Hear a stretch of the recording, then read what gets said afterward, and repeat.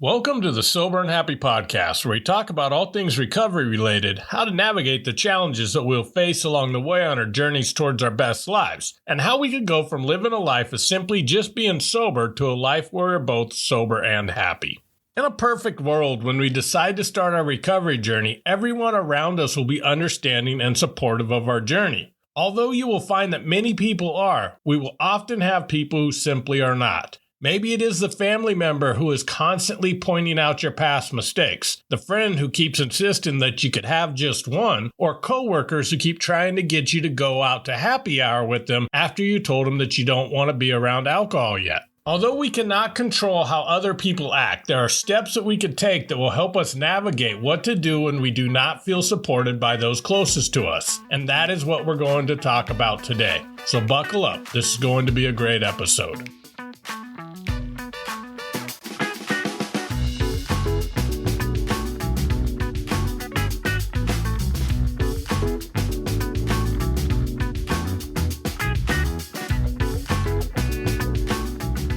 Welcome back. The Sober and Happy newsletter is officially in publication. In this newsletter, I'll be talking about topics related to recovery, along with sharing resources that I found that have been helpful on my recovery journey. If you're interested in receiving the newsletter, just go to soberandhappy.com/newsletter and sign up. I'd love to hear feedback on it and any suggestions on things you would like to see in it. Okay, now back to the episode.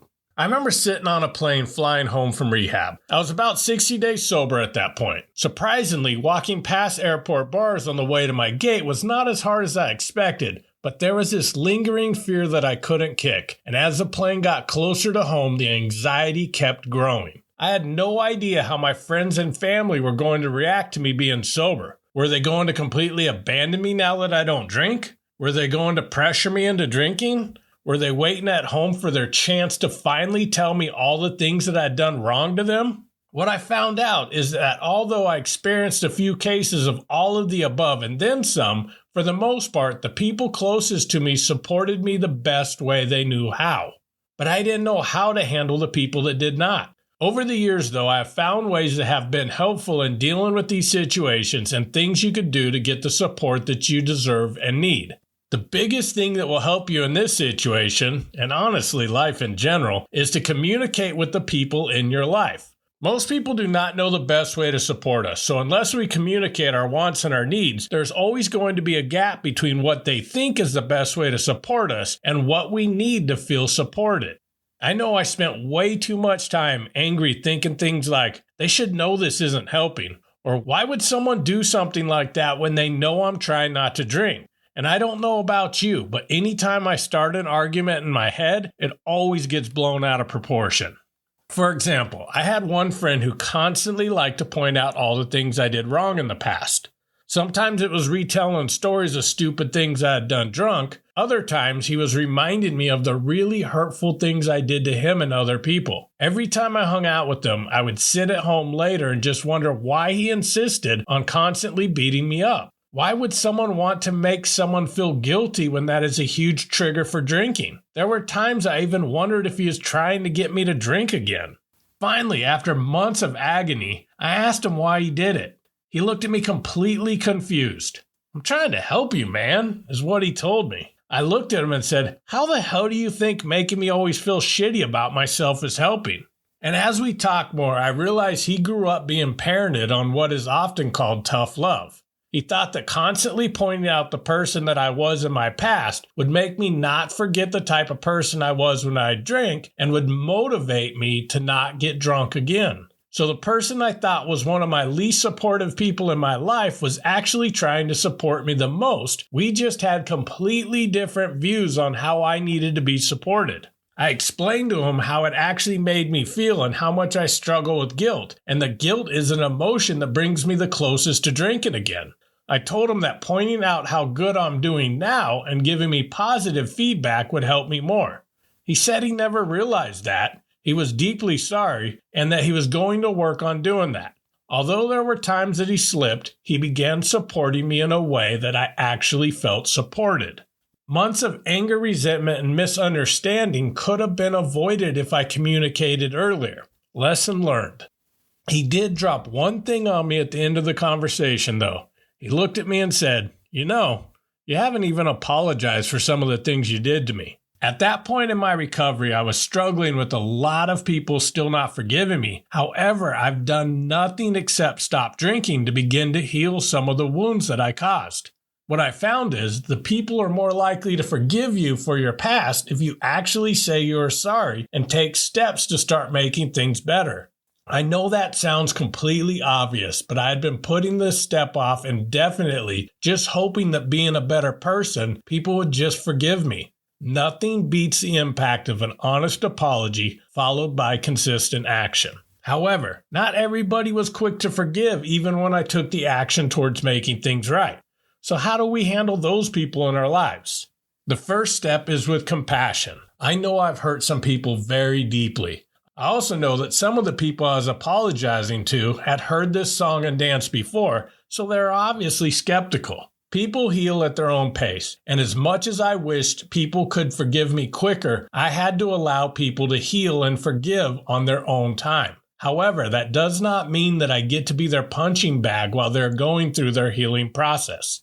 There's a fine line between allowing someone to justifiably air out their grievances with me and them simply trying to hurt me back as some kind of justice for what I had done. This is the approach that I found that worked for me. First, I would actually apologize for what I did. If there was something that needed to be done to make things right, such as paying back money I owed, I'd work out a plan with them. Then I'd ask them if there's anything I forgot or that they would like to say to me. And then I would allow them to get whatever they needed off their chest. I wouldn't interrupt them with excuses, justifications, or corrections of details of their stories. I would allow them the space to let it out. I will tell you that this can be tough, but it also can be healing for both people. And then I would be done with it. I would no longer allow that person to beat me up for my past. I wouldn't tell them that in the initial conversation because I found that it could feel disingenuous to set rules going into an apology, and it honestly wasn't needed with many of the people after I allowed them to vent that initial time. However, I still had some people who never passed on the opportunity to continue to remind me of how horrible of a human being I was when I was drinking. Whenever this happened, I would stop them and say something like this: I completely understand that you're still angry, and in no way am I saying that you should be over it.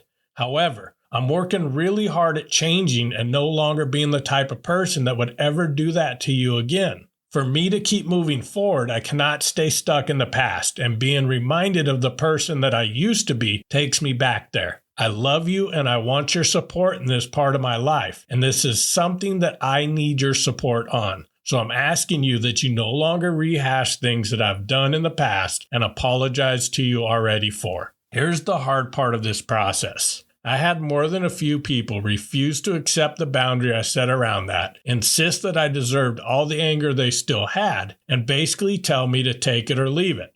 For my sobriety, my personal well-being, and my continued growth, I had to walk away from some of those friendships. There's no other way to say it. That sucks. But I had to look at the bigger picture. Anytime someone chose to keep me in my past life, it held me back from moving toward my new one. And those people simply had to go. Some people ask me, isn't that selfish? No, that's called self-love. A guy in our Sober and Happy Facebook community posted a comment that I've repeated many times since I first read it. Self-love isn't selfish. It just feels that way sometimes. That is one of the tough realities of getting sober. Things in our lives are going to change. Sometimes subtle and for the good, but sometimes we're going to have drastic changes that hurt at first, like losing some friends. Not everybody is going to support us. Not everybody is going to forgive us. But what I found is that most people are willing, but may simply not know how. The process I walked you through in these two examples could work for almost every situation when you don't feel supported. Communicate your needs, have compassion for yourself and others, set healthy boundaries, and understand that not everybody is meant to be in this part of your journey with you.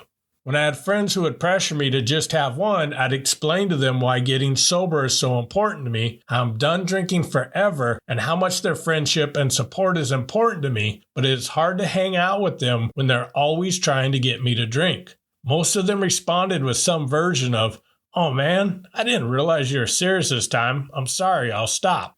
I had drinking buddies who would still want me to come down to the bar and just drink soda. I told them that right then being around alcohol is just too hard and I get a serious case of FOMO when they invite me out. So as much as I appreciate the offer, I needed them to stop inviting me to the bar. Most of them stopped. Some would still reach out and ask if they could swing by my house to say hi and catch up, but with most, we found that all we really had in common was drinking together, and those friendships naturally finished their course. I found when I stopped making up excuses with my coworkers for suddenly skipping a happy hour or saying no to a drink at a company event and was honest about not drinking anymore, my coworkers didn't judge me as I feared. They supported me and not only stopped inviting me to happy hour, but also stopped talking about it during the last 2 hours of the workday leading up to it. On top of that, after a couple of months, they told me how much they missed hanging out with me outside of work, and they would start replacing happy hour every once in a while with a non-alcohol related activity like going to an escape room. What I have found is that the majority of people in my life want what is best for me and are willing to support me. It didn't feel that way in the beginning though, but I first needed to learn how to properly communicate how I needed to be supported. Not everybody is going to be on board, but at least I was able to separate the people who are willing and able and the ones who are not. And I found that one of the most important aspects of growing and evolving is allowing the people who want to drag us down to be removed from our lives. It is painful at first, but when we do that, we make more room for people who are going to love and support us to come into our lives. And if you do that, before you know it, you'll be surrounded by people in your lives who support and lift each other up, and you'll finally have the support that you need and deserve on this journey. I want to thank you for listening to this episode, and I hope you're finding value from listening to my podcast. If you are, I'm asking you for 2 huge favors this week that would help me. Share the episode with one person, and please subscribe to the podcast, both of which will help it grow. New episodes come out each Friday, so I look forward to connecting with you next week. And as always, thank you so much for listening and keep living sober and happy.